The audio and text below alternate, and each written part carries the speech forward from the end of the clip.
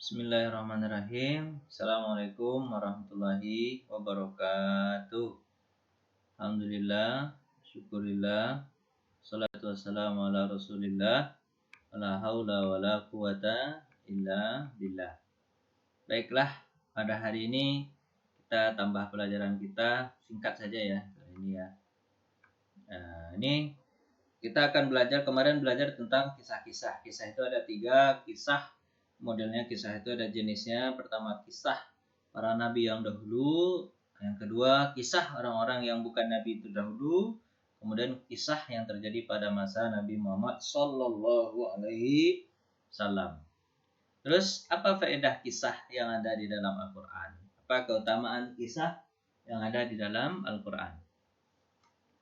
Keutamaan kisah atau faedah-faedah kisah yang ada dalam Al-Quran yang pertama adalah untuk menjelaskan dasar-dasar dakwah dan syariat yang disampaikan oleh setiap nabi. Jadi ternyata setiap nabi itu dakwahnya adalah Islam. La ilaha illallah. Syariatnya memang yang berbeda-beda. Cara sholatnya, cara puasanya, cara ibadahnya memang beda-beda. Ya kan? Tapi yang mereka dakwahkan satu, yaitu Allah Subhanahu wa taala. Jadi tidak benar Nabi Isa itu agamanya Kristen, tidak benar. Nabi Isa itu agamanya Islam. Nabi Daud itu agamanya Islam. Nabi Musa itu agamanya Islam. Nabi Adam itu agamanya Islam. Seluruh para nabi agamanya Islam. Ditutup oleh Nabi Muhammad Sallallahu Alaihi Wasallam. Jadi tujuannya itu. Jadi nggak ada lagi orang mengatakan, oh Nabi Isa itu Kristen. Bukan, dia Islam, dia menyembah Allah Subhanahu wa taala.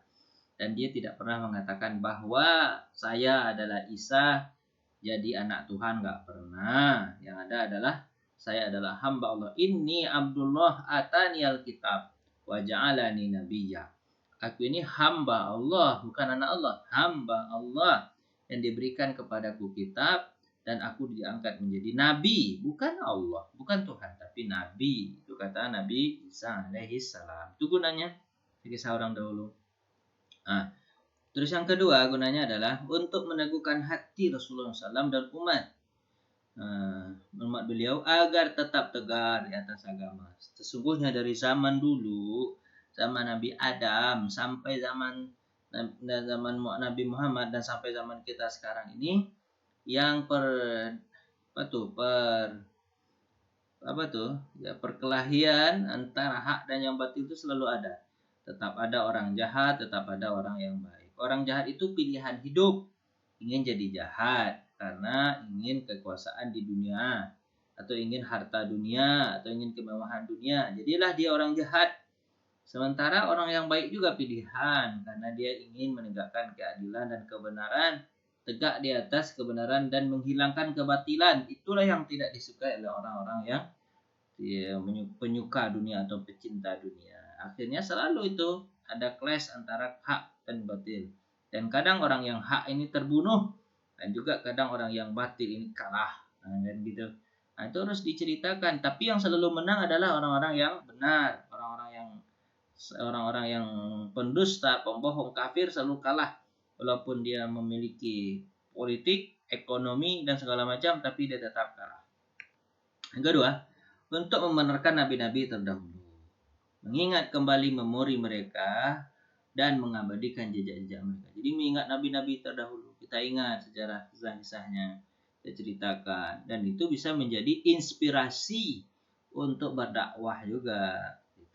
Ikuti jejak mereka untuk menampakkan kebenaran dakwah Nabi Muhammad berdasarkan berita yang beliau sampaikan tentang kondisi orang-orang generasi yang terdahulu. Ini kan pernah diceritakan pada ketika Nabi Muhammad SAW dilempar di Taif, dan Nabi Muhammad SAW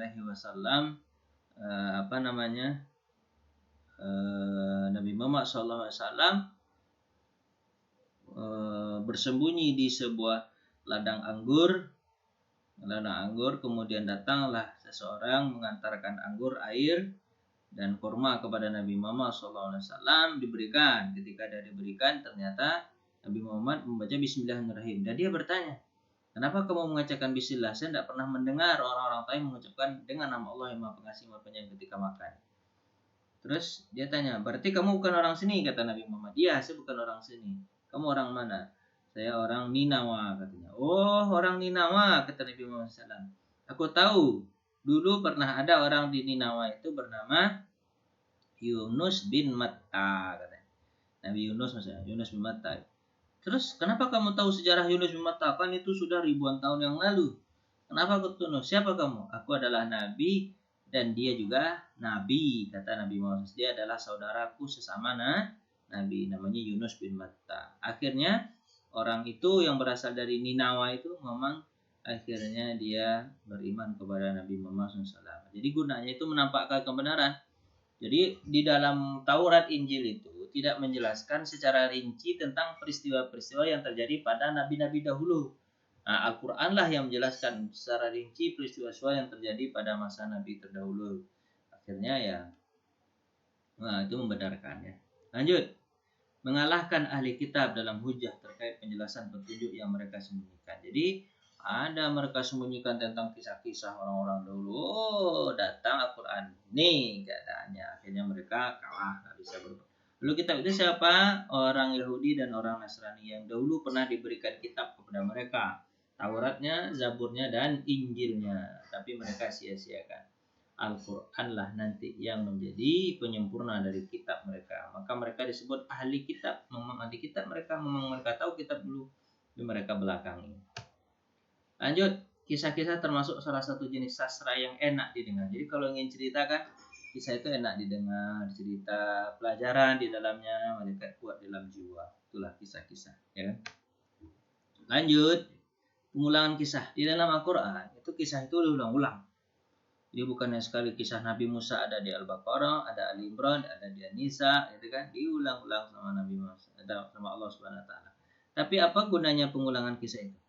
Penjelasan tentang kefasihan. Sebenarnya penjelasan tentang kefasihan Quran di tingkat yang paling atas. Karena di antara salah satu ciri khas bahasa yang fasih adalah menunjukkan satu makna dalam bentuk yang berbeda-beda. Jadi maknanya satu tapi cara pengungkapannya berbeda-beda. Ini menandakan bahwa kalau kita kan cerita tentang Nabi Musa, ceritanya pakai kosakata itu lagi. Tapi Allah cerita Nabi Musa, kosakatanya beda-beda di Al-Imran sama di An-Nisa. Katanya beda-beda. Itu menunjukkan bahwa yang membuat ini adalah Allah Subhanahu wa taala untuk menunjukkan kefasihan Al-Qur'an, kehebatan Al-Qur'an dalam bercerita. Jadi orang yang hebat dalam bercerita itu kalau cerita pun sama tapi bahasanya beda-beda, gaya bahasanya dan kosakatanya beda. Terus untuk kekuatan mukjizat Al-Qur'an, karena penyampaian suatu makna bentuk yang berbeda-beda. Jadi mukjizat Al-Qur'an. Jadi penyampaiannya sama tapi bentuk berbeda. Kemudian untuk menjadikan perhatian terhadap kisah-kisah yang diulang agar pelajaran bisa dipetik darinya dengan tenang. Jadi kisah Nabi Musa itu sangat penting. Bagaimana melawan tirani melawan tirani orang-orang yang berkuasa, ada orang kayanya itu, orang yang ahlinya di situ, yang rajanya Firaun, yang kayanya Qarun, yang ahlinya ekonomi politiknya siapa? Haman, hebat ahli teknologi. Tapi Nabi Musa alaihissalam hanya orang kampung biasa, udah berantau dari sebuah negeri, ya kan? Berdua dengan Harun, tapi bisa mengalahkan hujah-hujahnya orang-orang. Ini kisahnya ini perhatikan kisah-kisah yang diulang-ulang ini agar apa? Agar bisa dipetik dan tertanam kuat dalam jiwa. Jadi diulang-ulang itu agar ditanamkan betul dalam jiwa, itu gunanya. Kemudian yang berikutnya adalah perbedaan tujuan dan penyuluhan. Jadi perbedaan tujuan, jadi dikisahkan Nabi Musa di sini, kisahkan Nabi Musa di sana, tujuannya beda, rasanya beda. Ini bisa jadi kisah tentang Nabi Musa dan Firaun, kisah Nabi Musa dengan Qarun, gitu kan. Tujuannya beda-beda, ya kan? Bukan satu tujuan kisah itu. Nah, itulah penggunanya kisah diulang-ulang.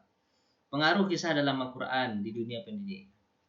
Tidak diragukan bahwa kisah yang sempurna dan rinci itu enak didengar dan akan merasuk dalam jiwa dengan mudah. Jadi kalau menyampaikan sesuatu ilmu itu dengan kisah itu mudah untuk diterima, ya.